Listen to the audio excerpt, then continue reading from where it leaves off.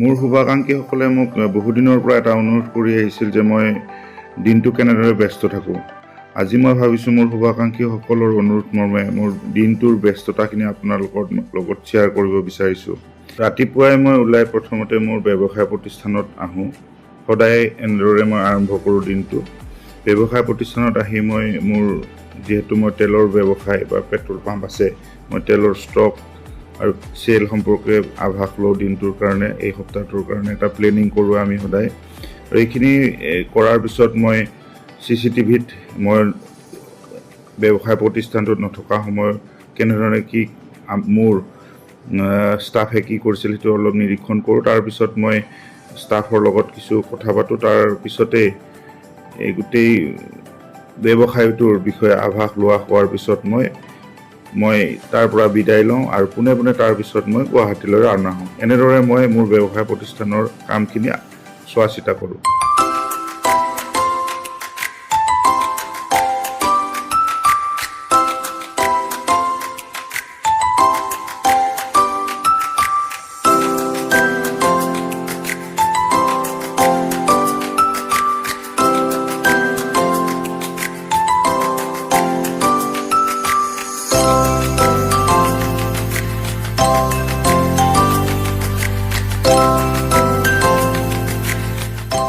এতিয়া আমি আহি পালোঁ আমিনগাঁও। আমিনগাঁৱত আমাৰ কোচ ৰাজবংশী উন্নয়ন পৰিষদৰ কাৰ্যালয়টি আছে DC অফিচৰ কাষতে। আৰু DC অফিচৰ কাষেৰে সোমাই যোৱা গলিটোৰে পুৰণি আমাৰ যি ট্ৰেজাৰী অফিচ আছিলে, এই ট্ৰেজাৰী অফিচটোতে আমি নতুনকৈ সজাই পৰাই লৈছোঁ আমাৰ এই কাৰ্যালয়টো।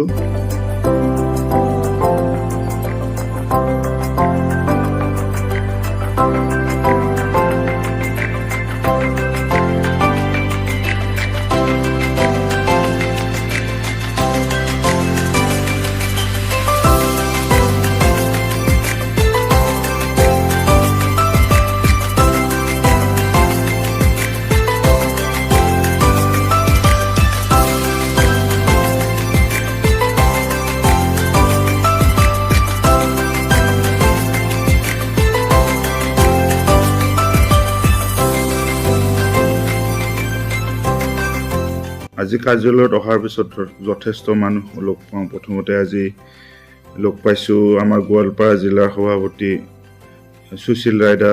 তাৰপিছত তেওঁলোকৰ লগত আহিছে আৰু বিভিন্ন ৰাভা হাছাং আদি আমাৰ যিখিনি সমস্যা আছে, সমস্যা কিছু মোৰ আগত পাতিবৰ কাৰণে আহিছে তেওঁলোকে। আৰু লগতে আজি এটা ভাল লাগিল যে আজি মোৰ ওচৰলৈ এগৰাকী আমাৰ জনগোষ্ঠীয় মেধাৱী ছাত্ৰ আহিছে। নাম হীৰকজ্যোতি দাস। তেওঁৰ ঘৰ পলাশবাৰী কোচপাৰাত।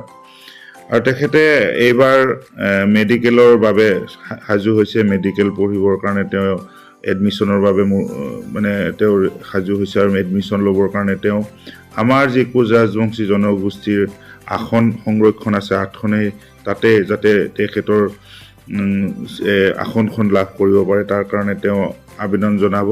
গতিকে মোৰ ওচৰলৈ আহিছিল আৰু এই আবেদনখনত আচলতে আমাৰ এটা কলম থাকে য'ত আমি লিখি দিলে সেই আসনখন পোৱাত সুবিধা হয়। মই ডেভেলপমেণ্ট কাউন্সিলৰ চেয়াৰমেন হিচাপে সেইখিনি কৰিব পাই এই মেধাৱী ছাত্ৰজন যাতে আগন্তুক দিনত এই আসনখন লাভ কৰিব পাৰে তাৰ কাৰণে মোৰ অকণমান অৰিহণা তাত যোগাব পৰাৰ কাৰণে মই নিজকে ধন্যবাদ মানিছোঁ। মই অনুৰোধ কৰিম যে কোচ ৰাজবংশী জনগোষ্ঠীৰ মেধাৱী ছাত্ৰ ছাত্ৰীসকলে আমাৰ যি মেডিকেলত 8খন আসন সংৰক্ষণৰ ব্যৱস্থা আছে, এই ব্যৱস্থাৰ যাতে সুফল লাভ কৰিবৰ কাৰণে এনেধৰণে প্ৰচেষ্টা সকলোকে তাৰ কাৰণে মই অনুৰোধ জনাম। আৰু ইয়াৰ পিছত মই গোৱালপাৰা জিলা কোচ ৰাজবংশী সন্মিলনীৰ লোকসকল আহিছে, তেওঁলোকৰ লগত মত বিনিময় কৰোঁ।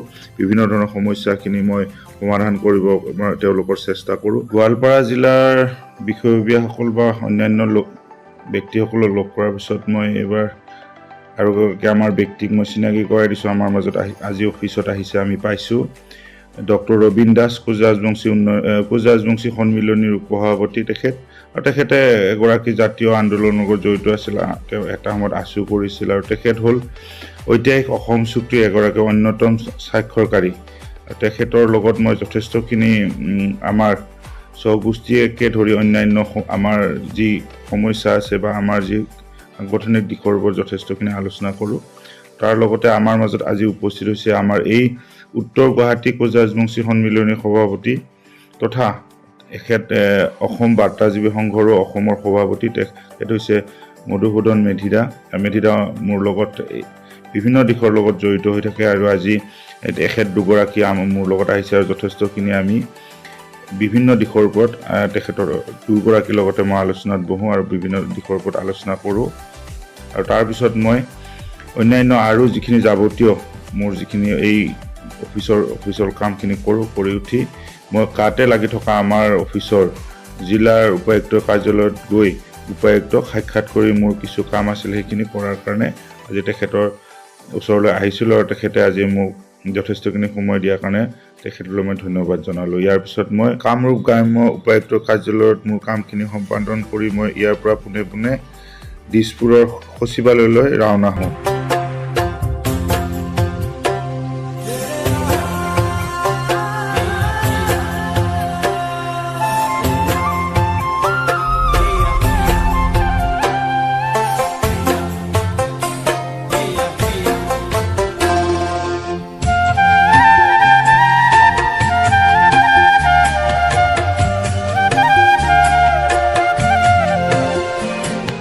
আমি আহি গুৱাহাটী মহানগৰত সোমাইছোঁ আৰু গুৱাহাটী মহানগৰত সোমোৱাৰ লগে লগে হঠাৎ এজাক বৰষুণ আহিল, খুব টান বৰষুণ। আৰু বৰষুণৰ পিছত গুৱাহাটীত কি অৱস্থা হয় আপোনালোকে জানে।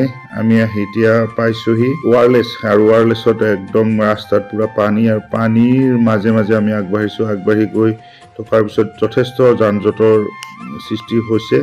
তেনেদৰে গৈ আমি অসম সচিবালয়ৰ ভিতৰত অসম সচিবালয়ত সোমাই মোৰ কিছু বিভাগীয় কাম আছে, কামখিনি কৰি পুনৰ তাৰ পৰা ওলাই আহি মই মোৰ ব্যক্তিগত ব্যৱসায়ৰ লগত ভালেকেইখন মোৰ টাটাৰ বাহন আছে। মই অসম টাটা অট'মোবাইলছলৈ আহোঁ। অসম টাটা অট'মোবাইলছত মোৰ যিখিনি কাম সেইখিনি কাম কৰি মই আজিৰ দিনটো গোটেইখিনি কাম কৰি বশিষ্ঠত থকা অসম টাটা মোবাইলছৰ কামখিনি মই সমাপন কৰিলোঁ। সেই যাৱতীয় কামখিনি শেষ হোৱাৰ পিছত মই আজিৰ দিনটো প্ৰায় কাম শেষ হৈ আহিছে। আকৌ মই গুৱাহাটীৰ পৰা উভতিব ধৰিছোঁ। গুৱাহাটীৰ পৰা উভতি আহি মঙলদৈ পালোঁ। মঙলদৈত থকা মোৰ ব্যৱসায় প্ৰতিষ্ঠান পেট্ৰল পাম্পত আকৌ সোমাওঁ। সন্ধিয়া সময়ত কিছু সময় মই ইয়াতে অতিবাহিত কৰোঁ। তাৰ গোটেই ব্যৱসায় প্ৰতিষ্ঠানটোৰ দিনটোৰ কথাখিনি মই মোৰ ষ্টাফৰ লগত আলোচনা কৰোঁ। এনেধৰণে মই মোৰ ব্যৱসায় প্ৰতিষ্ঠানৰ লগত সন্ধিয়া সময়খিনি কটোৱাৰ পিছত আজিৰ দিনটোৰ মোৰ দৈনন্দিন কাম ইয়াতে সমাপ্ত হ'ল। গতিকে দিনটো যে মই ব্যস্ত থাকিলোঁ, কেনেধৰণে দিনটো অতিবাহিত কৰিলোঁ আপোনালোকৰ আগত শ্বেয়াৰ কৰিলোঁ। আৰু এই ব্যস্ততাৰ দৈনন্দিন জীৱনত সকলো মানুহে এনেধৰণে পাৰ কৰে। ময়ো আপোনালোকৰ দৰে মোৰ ব্যস্ততা মই পাৰ কৰোঁ দিনটো ব্যস্ত থাকি। এই মোৰ দিনটোৰ ব্যস্ততাখিনি আপোনালোকে কেনেকুৱা পালে মতামত আগবঢ়াব বুলি মই আশা ৰাখিলোঁ। শেষত মই মোৰ গৃহত প্ৰৱেশ কৰিছোঁ। সকলোকে পুনৰ ধন্যবাদ জনালোঁ। নমস্কাৰ।